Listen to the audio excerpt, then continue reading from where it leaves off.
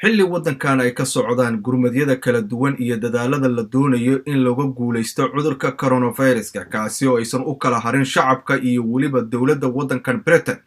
ayaa haddana dhalinyarada Soomaaliyeed ee ku nool waddankani waxa ay qorshaysteen inay qayb weyn ku yeeshaan gurmadyada kala duwan ee la fidinayo isla markaana la doonayo in dadka lagu samata bixiyo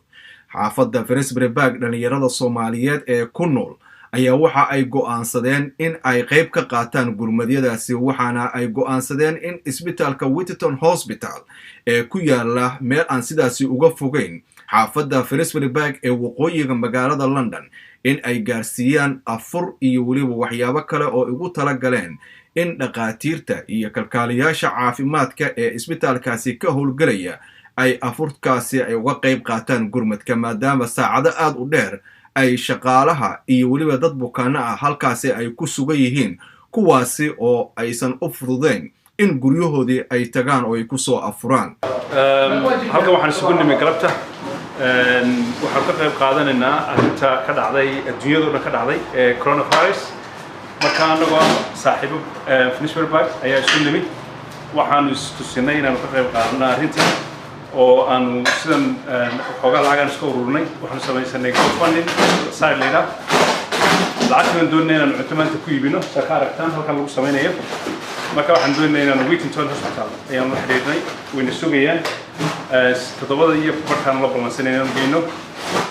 ilaahay khayr ka siiyo friends badan oo xaafadda Finsbury Park degan iyo qaar kale oo North London iyo degan baa ka qayb qaatay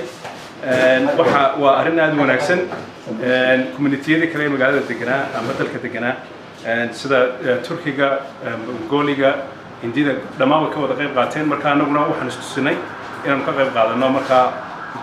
jazakallahu khayr qof kastoo wixii Bismillaahi Rahmaani Rahiim waxaan jeclaan lahayn dadka kale ee degan magaalada London guud ahaan ama meel walba ama UK-ba inay ayagana ka qayb qaataan sidaan anaga uga qayb qaadanayno kale inay caawiyaan dadka walaalaha xanuunsan dhibaataysan ama jirana isbitaalada ku jira ama ka shaqeeya NHS-ka marka waxaan leenahay dadka laftigiina isxilqaam waxaynu xilligan ugu aadinay maadaama ay Ramadaan tahay bil rasoon ay tahay dad walaalaha oo sooman oo ka shaqeeya isbitaalada gaar ahaan isbitaalka Whittington oo muslimiin u badan ama ku jira xanuunsan oo yaala meesha inaan afur u geyno oo aan la ku beegno bisha Ramadaan waxay noo tahay nasiib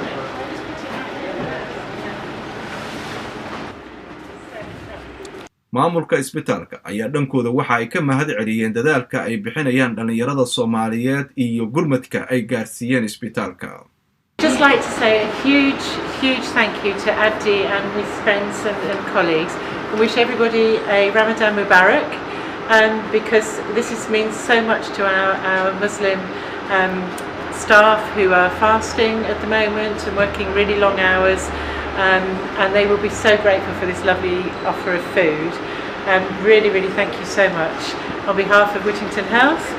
we're just so excited that you've taken the trouble to do this. So I wish you all a happy iftar yourselves later. Thank you very much. And again, Ramadan Mubarak. Soomaali aad u fara badan ayaa ka mid noqotay dadka saamaynta culus uu ku yeeshay cudurka coronaviruska ee sida weyn saamaynta ugu yeeshay waddankan Britain iyo guud ahaan caalamka waxaana waddankan ku geeriyooday dad si weyn dalka Soomaaliya looga yaqaanay kuwaasi oo u geeriyooday cudurka coronaviruska